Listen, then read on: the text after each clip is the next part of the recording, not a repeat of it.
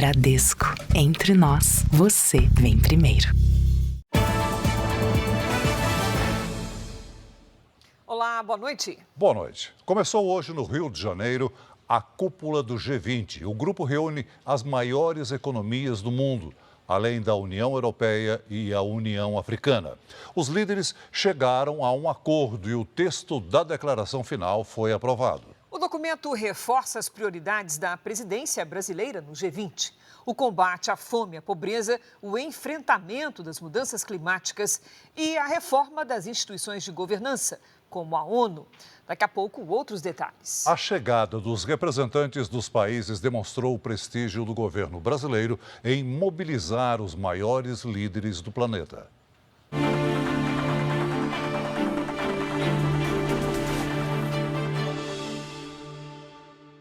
A chegada dos representantes das maiores potências econômicas mudou a rotina da cidade.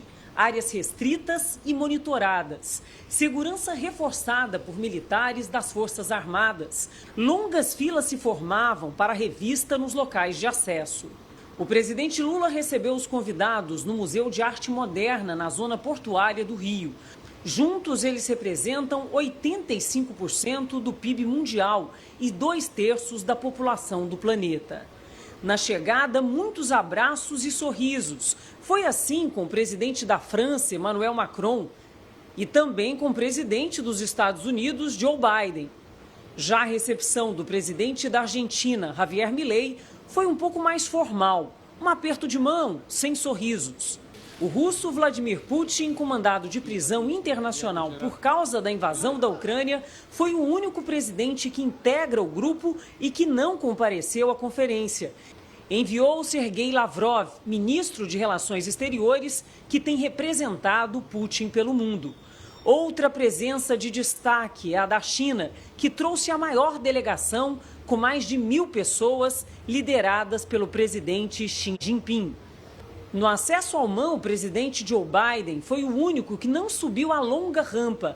Aos 81 anos, preferiu um elevador e chegou para o cumprimento por um caminho lateral. No fim da manhã, o presidente Lula discursou por quase 10 minutos. Ele agradeceu a presença dos participantes e abriu oficialmente a reunião com o lançamento da Aliança Global contra a Fome e a Pobreza.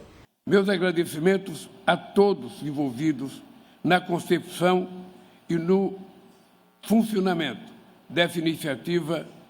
Já anunciaram contribuições financeiras. Foi um ano de trabalho intenso, mas este é apenas o começo. Ao lado do prédio do Museu de Arte Moderna, onde acontece a reunião da cúpula, foi montada essa grande central de mídia.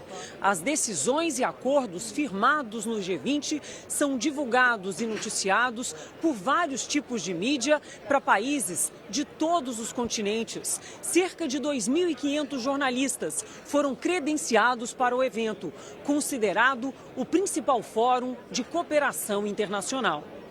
Todos muito atentos ao que era discutido no salão principal. Os líderes ainda foram convidados para a foto que marca a Aliança Global contra a Fome nos jardins do Museu de Arte Moderna, com pão de açúcar ao fundo. O momento não contou com as participações do presidente Joe Biden e dos primeiros ministros do Canadá, Justin Trudeau, e da Itália, Giorgia Meloni. Os três tinham agendas paralelas e não chegaram a tempo para o registro. E veja também. Brasil consegue apoio de mais de 80 países e G20 cria aliança global contra a fome. De última hora, a Argentina adere ao pacto e também fecha acordo com o Brasil para exportação de gás. Lula defende reforma no Conselho de Segurança da ONU, no texto final da cúpula. Motorista de delator do PCC faz revelações inéditas sobre a execução do empresário no aeroporto de Guarulhos. Família de autor de atentado ao STF não aparece para retirar o corpo nem o atestado de óbito. Donald Trump nomeia crítico das Big Techs para chefiar a Comissão Federal de Comunicações. Record apresenta projeto de transmissões e de cobertura do Campeonato Brasileiro.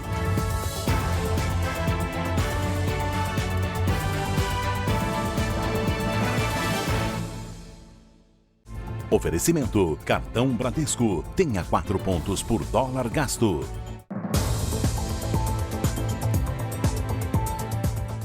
Vamos voltar ao Rio de Janeiro com Luiz Fara Monteiro, que acompanha a reunião do G20. Fara, dia histórico para o Brasil, que preside pela primeira vez o G20.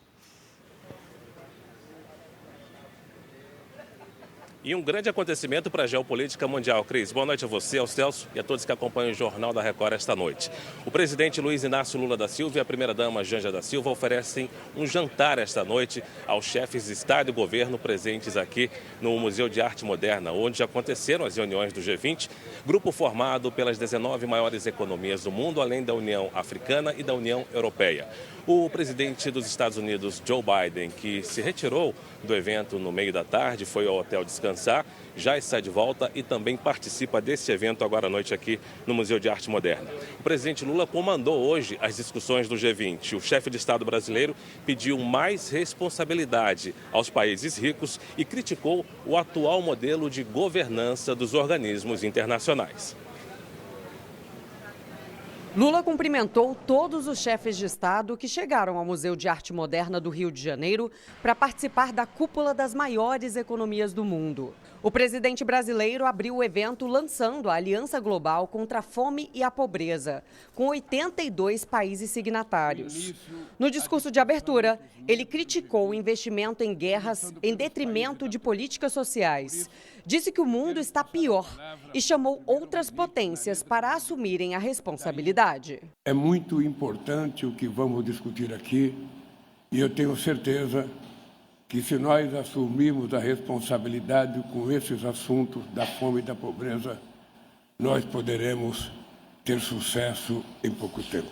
A aliança foi coordenada principalmente pelo ministro de Desenvolvimento Social, Wellington Dias. Os países, ao apresentar sua declaração de participação na aliança, imediatamente, uma primeira providência é apresentar o plano para redução da pobreza, o plano para redução da insegurança alimentar. Propostas como alimentação escolar, qualificação para o emprego, para o empreendedorismo, prioridade com crianças, gestantes, ou seja, tem lá um conjunto de alternativas que comprovadamente se demonstram eficientes. A Argentina, de Javier Milei, chegou a sinalizar que não assinaria o Pacto Global, mas voltou atrás. As resistências transpareceram no aperto de mão frio entre Lula e Milei. Um dos pontos questionados pelo país vizinho é a taxação dos super ricos, apresentada como forma de financiar a proposta contra a fome e a pobreza. A mudança de rota de Milei veio após o Brasil assinar o memorando para importar gás natural do campo de Vaca Muerta. Serão 2 milhões de metros cúbicos de gás importados por dia a partir de 2025. O ministro de Minas e Energia disse que o acordo foi um gesto diplomático simbólico. Foi um gesto, sim, importante, é importante economicamente para o Brasil, já estava dentro do nosso planejamento energético, mas é muito simbólico diplomaticamente que aqui nesse fórum a gente demonstre que nós queremos dialogar com o mundo, queremos dialogar com a Argentina, com os Estados Unidos, queremos dialogar com o mundo em busca da construção de prosperidade global. Lula aproveita a cúpula para se projetar ainda mais como figura de referência internacional e dar destaque a uma bandeira pessoal e de governo. A reforma da governança global, tema da segunda sessão do primeiro dia do G20. O presidente quer mais voz e espaço no Conselho de Segurança da ONU. O uso indiscriminado do veto torna o órgão refém dos 5 membros permanentes. Do Iraque à Ucrânia, da Bósnia a Gaza, consolida-se a percepção de que nem todo o território merece ter sua integridade respeitada e nem toda vida ter o mesmo valor. O BNDES ainda assinou hoje um acordo com o Banco Asiático de Investimento em Infraestrutura para mais de 16 bilhões de reais em investimento no Brasil.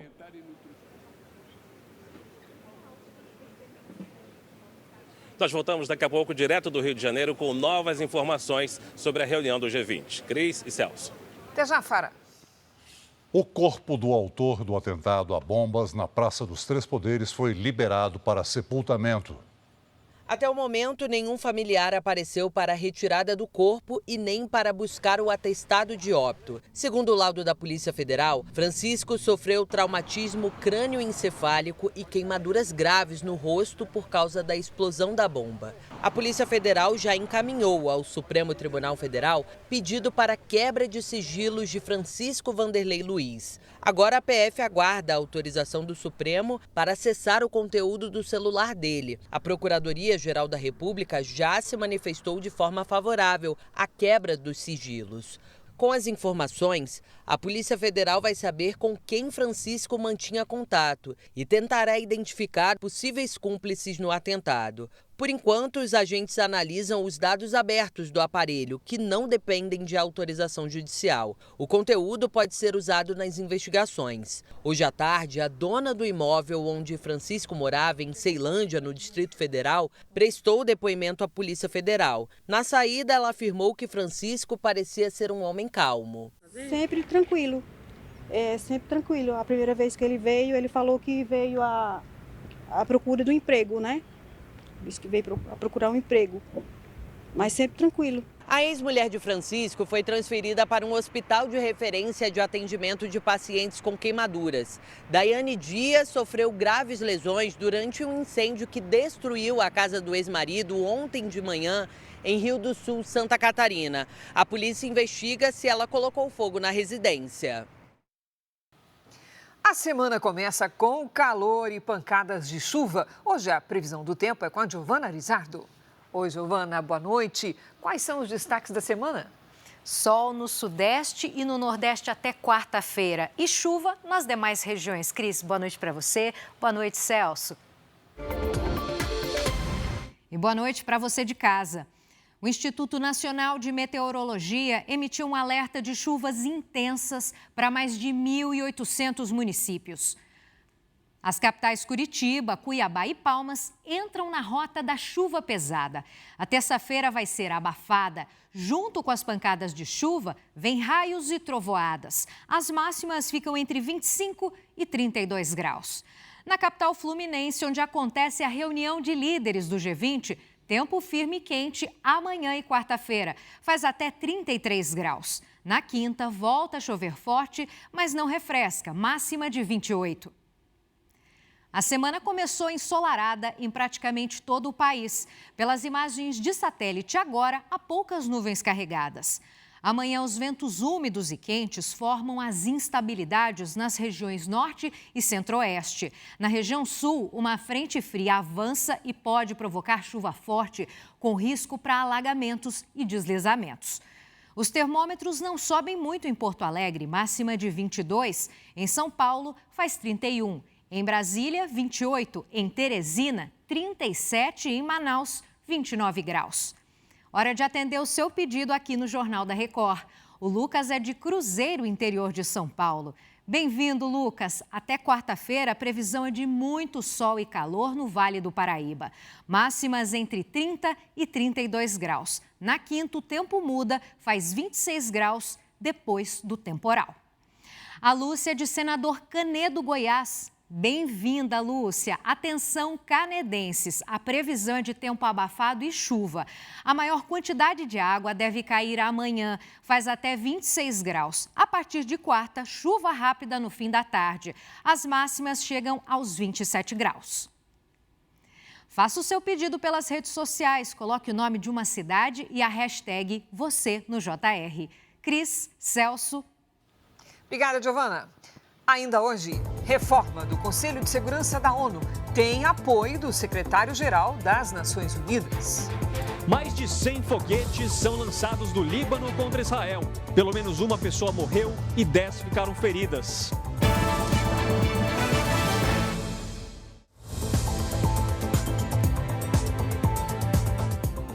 Uma mulher morreu e 10 pessoas ficaram feridas num ataque dos terroristas do Hezbollah ao norte de Israel. As sirenes ainda tocavam quando o foguete atingiu um prédio a cerca de 30 quilômetros da fronteira com o Líbano. Durante o dia, mais de 100 foguetes foram lançados contra a região. Muitos foram interceptados pelas forças de defesa do país.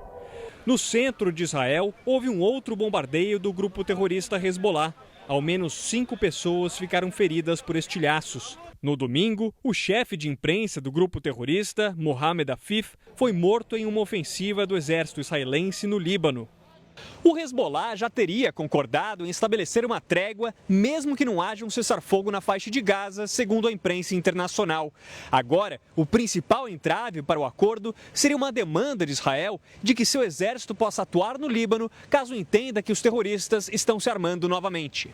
O porta-voz do governo israelense, David Mansour, disse que apesar das negociações, a campanha militar vai continuar até que não haja mais ameaças e que os israelenses possam retornar ao norte do país em segurança. No fim de semana, na faixa de Gaza, um comboio de caminhões que levava ajuda humanitária ao território foi saqueado por homens armados. De acordo com a ONU, foi um dos piores incidentes desde o início da guerra. Anos de sofrimento e terror. Você vai ver agora relatos de palestinos que fogem do conflito e da repressão do grupo terrorista Hamas na faixa de Gaza. Os depoimentos fazem parte de um documentário produzido em Israel. Vítimas de uma guerra brutal quebram o silêncio.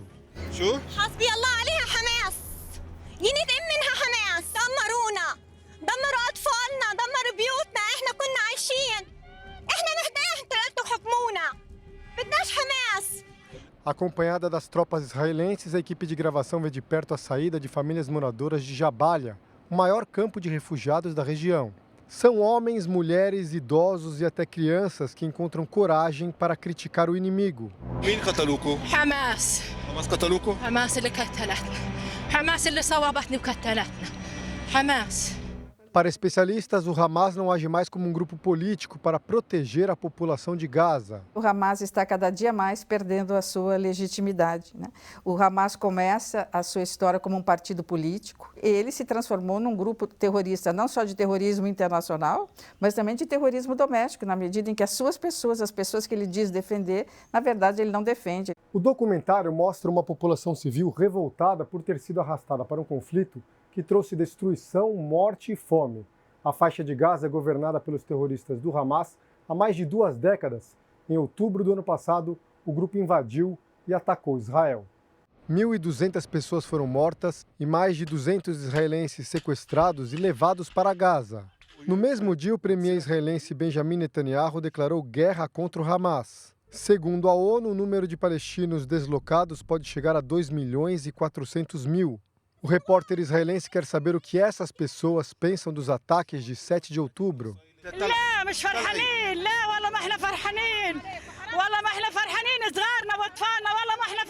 O Hamas trouxe aos palestinos uma destruição e uma catástrofe pior do que a Guerra Árabe de 48. A bandeira branca na mão do adolescente simboliza a situação em Gaza. غزة استسلمت؟ بدي غزة استسلمت يا ريت تجيب لي مية انهلكنا.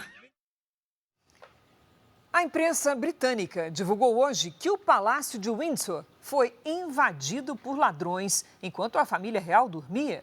O incidente ocorreu em outubro. 2 homens encapuzados pularam o muro de uma fazenda que fica dentro da propriedade do palácio e roubaram uma caminhonete e um quadriciclo. Os ladrões deixaram o local depois de derrubar um portão. O casal William e Kate e os filhos estavam em casa, mas a residência fica a cerca de 5 minutos da fazenda que foi invadida. Ninguém foi preso até o momento.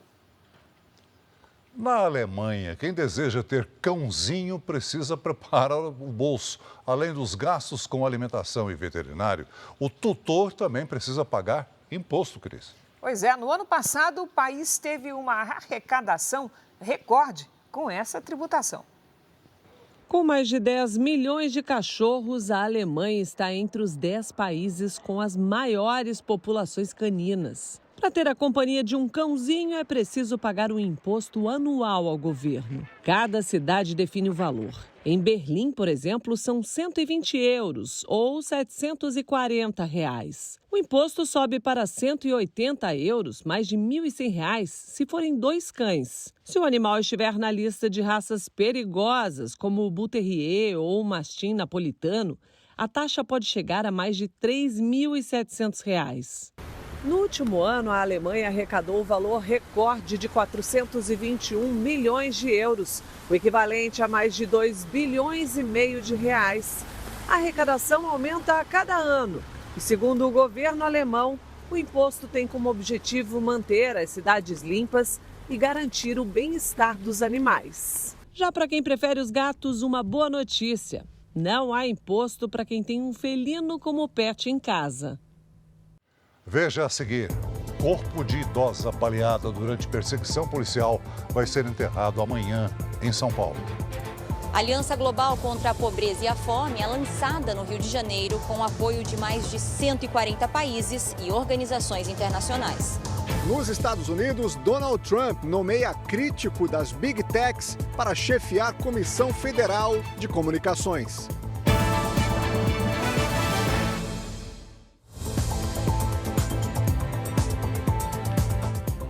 Em entrevista exclusiva ao jornalista Roberto Cabrini, o motorista do empresário Vinícius Gritzbach disse acreditar que os policiais da escolta não têm participação no crime. As declarações podem ajudar a entender o que aconteceu momentos antes da execução. Até agora, ninguém foi preso. A polícia analisa as câmeras de segurança do Aeroporto Internacional de São Paulo para tentar identificar o possível informante dos atiradores que mataram o empresário Vinícius Gritzbach. Uma das possibilidades é que alguém vigiasse Vinícius na hora do desembarque. E assim que o empresário foi visto, o informante acionou remotamente um alarme que tocou dentro do carro preto dos criminosos. Por volta das 3h15 da tarde, o carro preto chega ao Terminal 2. O veículo dá 2 voltas no entorno, até estacionar atrás do ônibus da GCM. Vinícius desembarca por volta das 3h30. Ele estava com a namorada e um policial que fazia a escolta, e também do motorista e segurança particular, Danilo Lima. Danilo estava ao lado de Vinícius momentos antes dos tiros. O motorista contou com exclusividade ao jornalista Roberto Cabrini novos detalhes sobre o caso. Ele achou normal, por exemplo, ter apresentado falha mecânica ao carro? Sim, porque o carro já tinha apresentado essa falha já, umas 2 vezes anteriores. Neste trecho inédito, Danilo afirma que os policiais que faziam a segurança de Vinícius não estão envolvidos no assassinato. Até que ponto essas pessoas podem ter ajudado, passando informações que possibilitaram a execução do Vinícius? Zero possibilidade disso. Você acha que eles não se venderam para quem executou o Vinícius? Pode algumas. Até porque todos gostavam muito dos filhos do Vinícius. Os filhos do Vinícius gostavam de todos nós. Essas fotos mostram rastreadores que foram encontrados nos carros do empresário 4 meses atrás. A polícia também analisa um bloqueador de celular que estava no veículo usado pelos atiradores e que foi abandonado perto do aeroporto. Hoje, promotores estiveram aqui no Departamento de Homicídios para acompanhar de perto as investigações. O Ministério Público é parte da força-tarefa que apura a execução de Vinícius Gritzbach. 10 dias após o crime, nenhum suspeito foi preso. Ontem, a namorada do empresário publicou nas redes sociais fotos do casal durante a viagem a Alagoas. Vinícius Gritzbach era investigado como mandante do assassinato de 2 traficantes em 2021. Ele sempre alegou inocência, mas confessou ter ajudado o PCC a lavar dinheiro. Em março, Vinícius fechou um acordo de delação premiada. Ele também entregou ao Ministério Público supostas provas de corrupção de policiais civis. Após a execução do empresário, 14 agentes públicos foram afastados pela força-tarefa que investiga o crime. Vai ser enterrada amanhã a idosa baleada numa perseguição a uma quadrilha que roubou 4 carros na zona sul de São Paulo. Ela levou 5 tiros na rua, perto de onde morava. A dor de uma perda inesperada e irreparável. Maria Ivone de Souza tinha 68 anos. Minha mãe trabalhava de faxineira, sustentou a gente, fazendo faxina a vida inteira. Ela caminhava pela rua, perto de casa, quando foi baleada. O laudo mostrou que foram 5 tiros. Foi durante uma perseguição de policiais militares a uma quadrilha que roubou 4 carros no domingo, na Zona Sul. Imagens mostram 2 dos crimes. Às 11 da manhã, o motorista do carro de luxo estaciona. Criminosos de máscaras e bonés chegam no carro branco e rendem o proprietário. Ele entrega as chaves e o celular. A ação durou menos de 2 minutos. Pouco depois, eles roubam um outro veículo. A vítima é cercada e tenta fugir de ré, mas é fechada pelo carro roubado pouco antes. O criminoso, armado, identificado como Alexander de Souza, de 25 anos, ameaça a motorista e eles fogem com mais um carro. A perseguição aos assaltantes terminou numa troca de tiros na entrada de uma comunidade na Zona Sul. 2 PMs e um morador ficaram feridos. Alexander, um dos ladrões que aparecem na imagem do roubo, morreu no tiroteio. A Polícia Civil vai investigar o caso e a perícia pode apontar a origem dos disparos que atingiram os moradores. O comando da Polícia Militar confirmou que os PMs usavam câmeras corporais. A análise das imagens pode esclarecer como foi toda a ação e o confronto entre os policiais e os criminosos. É claro que nós teremos uma perícia, teremos um laudo que vai ser conclusivo, eu tenho certeza disso. A gente tem uma convicção de que esse tiro saiu da arma e da ação desse criminoso. A gente só quer que seja apurado, seja quem for os culpados, seja responsabilizado por isso. O Brasil propôs mudanças na governança global durante a cúpula de líderes do G20. O presidente Lula afirmou que a omissão do Conselho de Segurança da ONU ameaça a paz e a segurança internacionais. A ideia é debater o funcionamento e principalmente a composição de organismos internacionais como o Fundo Monetário Internacional, o Banco Mundial e o Conselho de Segurança da Organização das Nações Unidas. Hoje, na abertura da sessão, o presidente Lula disse que a reforma da governança global entrou em definitivo na agenda do G20 e citou a resposta à crise que deu origem à primeira reunião do bloco em 2008. O mundo voltou a crescer, mas a riqueza gerada não chegou aos mais necessitados. Não é surpresa que a desigualdade fomente ódio, extremismo e violência, nem que a democracia esteja sob ameaça. O presidente fez ainda um alerta ao Conselho de Segurança da ONU. A omissão do Conselho de Segurança tem sido ela própria uma ameaça à paz e à segurança internacional. O uso indiscriminado do veto torna o órgão refém dos 5 membros permanentes.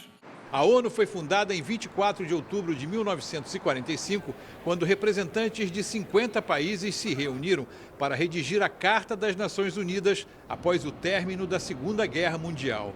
O Conselho de Segurança da ONU foi criado juntamente com a fundação da própria organização e é composto por 15 países. 5 deles são considerados permanentes. Estados Unidos, China, Rússia, França e Reino Unido têm poder de veto a qualquer resolução aprovada pelas outras 10 nações.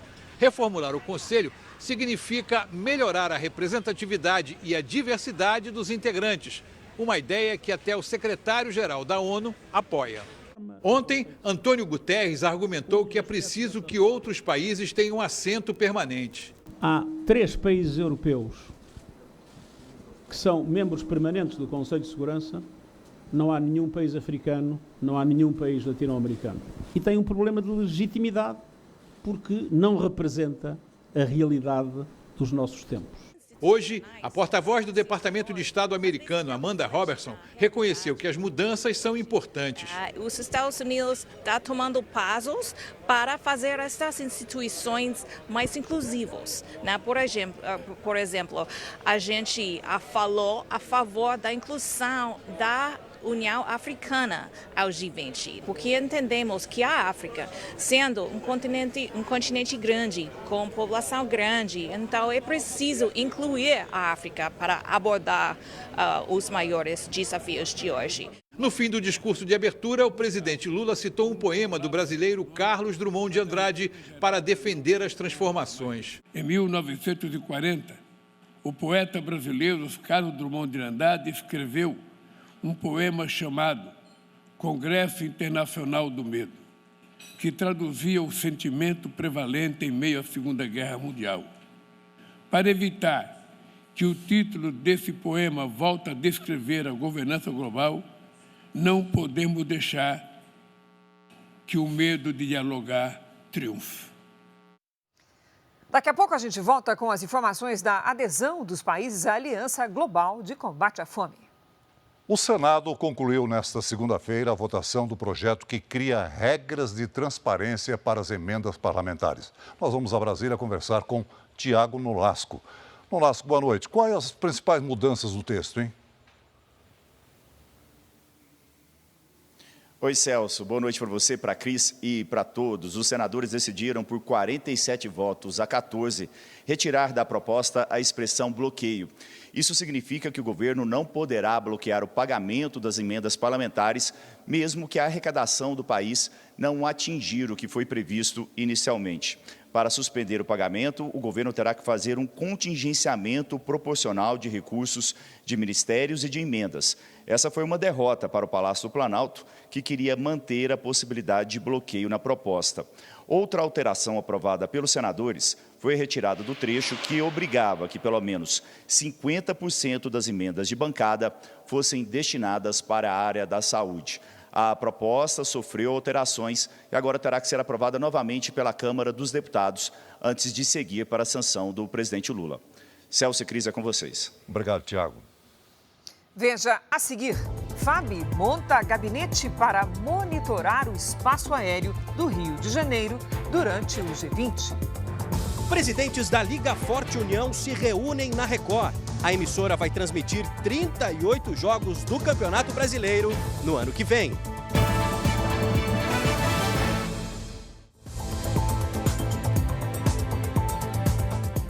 O presidente eleito Donald Trump nomeou o novo presidente da Comissão Federal de Comunicações. O aliado do republicano é crítico das Big Techs, as grandes empresas de tecnologia que controlam as principais redes sociais no mundo. Brendan Carr, de 45 anos, vai chefiar a agência regulatória americana, similar à Anatel no Brasil. Carr faz parte da equipe de comissários do órgão desde 2017, quando foi indicado por Donald Trump no primeiro mandato presidencial. Ele é advogado e atualmente único republicano que integra a Comissão Federal. Há uma semana, o conselheiro da agência abriu uma investigação contra Apple, Microsoft, Google e Meta, a quem acusa de formarem um cartel da censura. No documento, Carr afirma que cidadãos americanos têm sofrido com a falta de liberdade nas redes sociais e cobra explicações a respeito de como essas empresas avaliam e tiram do ar postagens que classificam como falsas.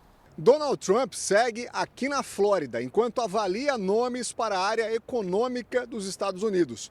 O presidente eleito vai convidar os candidatos ao cargo de secretário do Tesouro para entrevistas no resort dele em Mar-a-Lago.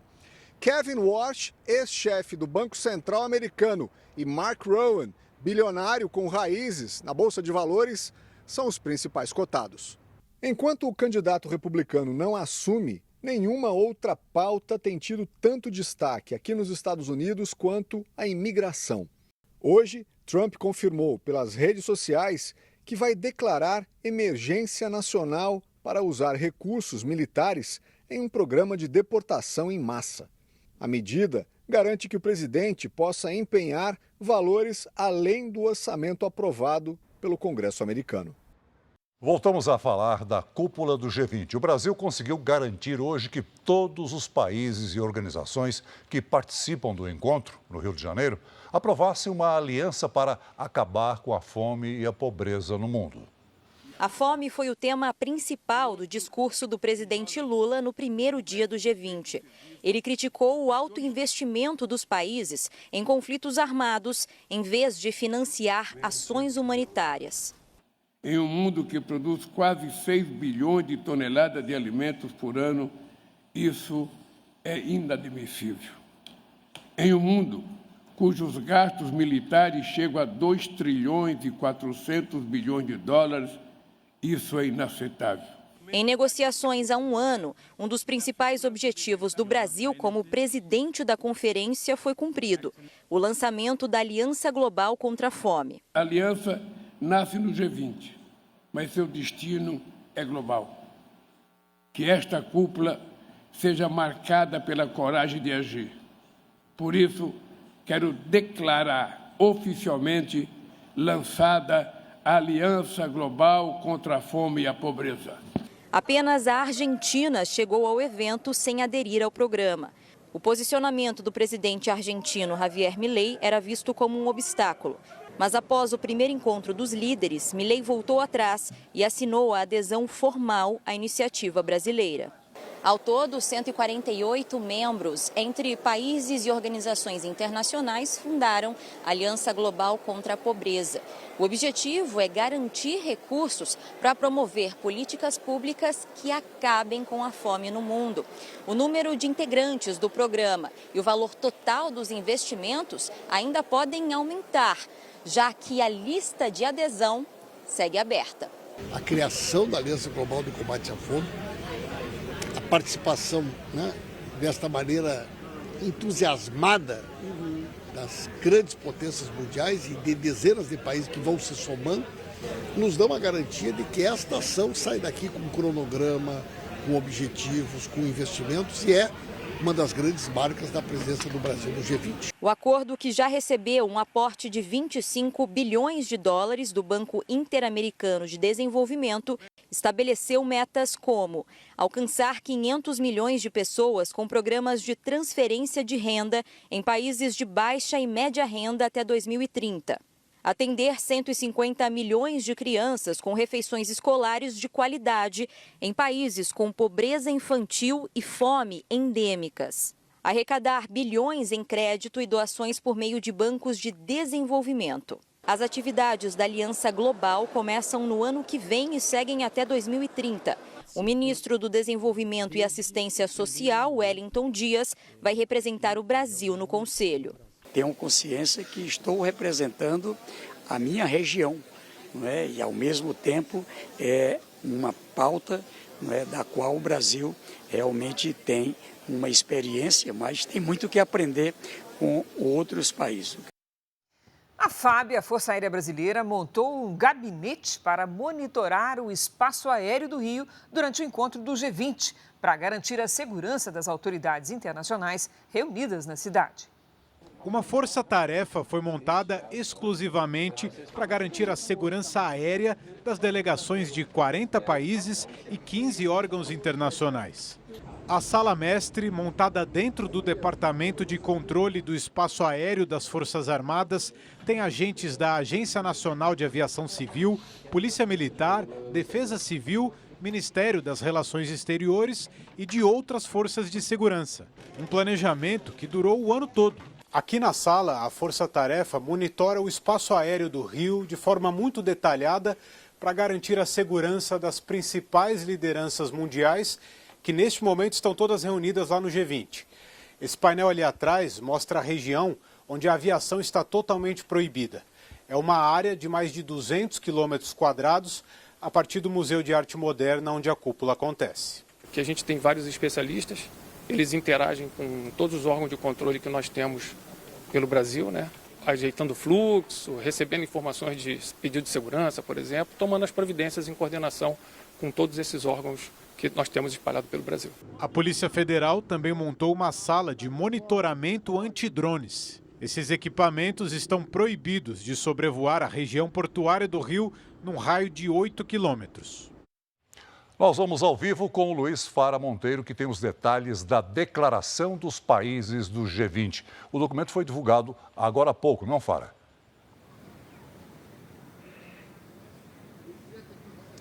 Exatamente, Celso, saiu agora há pouco e o documento diz que é necessário se buscar a paz em todas as regiões de conflitos por todo o mundo e também esse documento condena qualquer tipo de terrorismo. Vamos ao texto. Diz o G20, condenamos todos os ataques contra civis e infraestrutura. Estamos unidos em apoio a um cessar-fogo abrangente em Gaza, em conformidade com a resolução do Conselho de Segurança das Nações Unidas e também no Líbano, que permite que os cidadãos retornem em segurança para suas casas em ambos os lados da chamada linha azul. Nós nos comprometemos, diz o G20, a avançar a meta de um mundo livre de armas nucleares e um lugar mais seguro para todos e manteremos as nossas obrigações a esse respeito. Condenamos o terrorismo em todas as suas formas e manifestações. A resolução pacífica de conflitos e os esforços para lidar com crises, bem como diplomacia e o diálogo, são essenciais.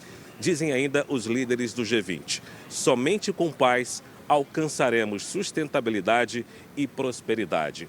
Amanhã, os líderes reunidos aqui no Museu de Arte Moderna do Rio de Janeiro vão discutir assuntos como o enfrentamento às questões climáticas. Voltamos ao estúdio do Jornal da Record em São Paulo, Cris e Celso. Obrigado, Fara. Peritos apuram as causas de uma explosão na fábrica da Braskem no polo industrial de Camaçari, na Bahia. Uma câmera de segurança registrou o momento da explosão durante a madrugada. De acordo com o Corpo de Bombeiros, o incêndio que se seguiu foi controlado depois de 5 horas. Segundo a Defesa Civil, não houve danos aos imóveis vizinhos. Em nota, a Braskem afirmou que a unidade atingida estava em manutenção. Ninguém ficou ferido. Mesmo com o título da Série B do Campeonato Brasileiro, o Santos comunicou agora há pouco a demissão do treinador Fábio Carille.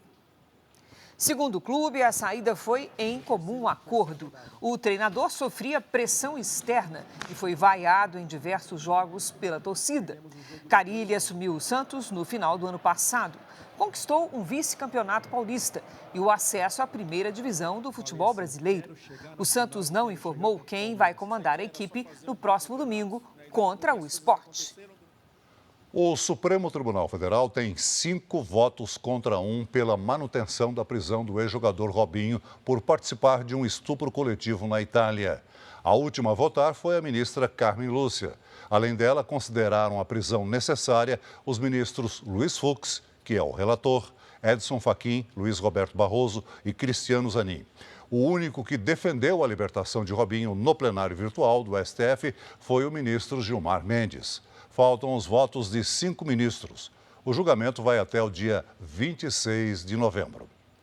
O Campeonato Brasileiro volta à tela da Record no ano que vem, numa parceria que prevê a transmissão de 38 jogos. Presidentes dos times da Liga Forte União estiveram na sede da Record, em São Paulo, para conhecer o projeto de transmissões e a cobertura do campeonato.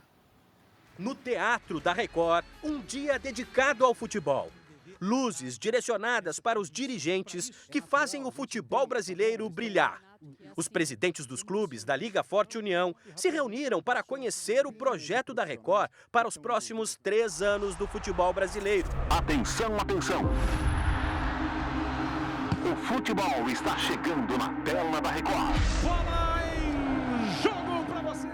A partir do ano que vem, a Record resgata uma tradição de mais de 70 anos, mostrando o melhor do esporte que é a paixão nacional. Em 2025, serão 38 jogos do Campeonato Brasileiro na tela da Record, no R7 e no Play Plus. A gente se propõe a fazer algo diferente, dar o tamanho que o Brasileirão tem e merece. É uma elevação de tamanho, de proporção, de projeção para todos nós. Em todo o país, 108 emissoras próprias e afiliadas da Record estarão preparadas para mostrar o desempenho e as conquistas dos times com exclusividade na TV aberta. Além disso, a Record também traz uma cobertura que se estende aos times das séries B e C. Acredito que a gente está dando um passo, de qualidade, um passo realmente para fazer a diferença, para fazer com que o futebol chegue cada vez melhor na casa das pessoas, com os clubes que são a razão de ser do futebol. Atlético Goianiense, Atlético Paranaense, Botafogo, Criciúma, Cruzeiro, Cuiabá, Fluminense, Fortaleza, Internacional, Juventude, Vasco e Corinthians são os times da Série A que terão partidas transmitidas pela Record quando forem os mandantes dos jogos. O Corinthians foi um dos últimos clubes a fechar a parceria e hoje eu não tenho dúvida que fechamos com a Liga Forte, uma liga muito importante, e o fator de fechar com a Record nos deixa mais felizes ainda. Kleber Machado vai comandar as transmissões que inauguram uma nova era no futebol brasileiro. Um momento muito interessante para o futebol brasileiro e para a televisão brasileira. Movimenta do jogador ao torcedor e essa é a nossa ideia. Salvio Spínola vai ser o comentarista de arbitragem. E para falar do jogo, Maurício Noriega e Dodô, que promete fazer bonito também fora de campo. Eu acho que é super importante essa nova fase do futebol brasileiro. A gente está super empolgado e torcendo para começar logo. E muita honra poder fazer parte desse time, com uma equipe brilhante que a Record está montando, para que a gente possa oferecer o mesmo carinho para todos esses clubes, a importância que esses clubes têm. Quem é apaixonado pelo futebol já pode ir se acostumando. Campeonato Brasileiro é na Record. Durante 3 anos nós temos aí o Campeonato Brasileiro. Agora a gente já vai discutir como é que a gente vai estender isso por mais anos. Por quê? Porque a gente acredita nesse projeto, a gente sabe que só vai contribuir para quê? Para o futebol e fazer com que o futebol brasileiro seja reconhecido internacionalmente. Essa é a proposta da Record. O Jornal da Record de hoje termina aqui. Essa edição na íntegra e também a nossa versão em podcast estão no Play Plus e em todas as nossas plataformas digitais. E à 00:30 tem mais Jornal da Record. Você fica agora com a novela Força de Mulher e logo depois de Gênesis tem Prova de Fogo em A Fazenda. Não perca. Ótima noite para você. Boa noite.